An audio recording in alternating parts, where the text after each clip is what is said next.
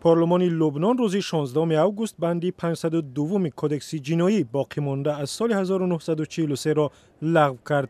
بر اساس این بند آنهایی که دختری تجاوز کرده اشان را به زنی می گرفتند به زندان محکوم نمی شدند.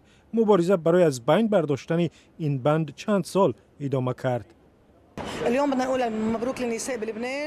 میخواهم امروز زنان لبنان را به مناسبت لغو بند 522 تبریک بگویم. امروز واضح کردیم که دیگر تجاوز جنسی و هر گونه آزار و اذیت جنسی بی جزا نمیماند.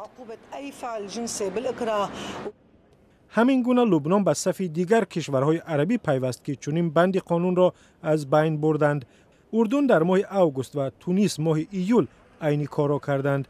عین زمان به گفته حامیان حقوق در بحرین و عراق، کویت، سوریه، لیبی، الجزایر، فیلیپین و حتی در تاجیکستان در صورت پس گرفتن شکایت از تجاوزگر و ازدواج با قربانی او به زندان نمی رود.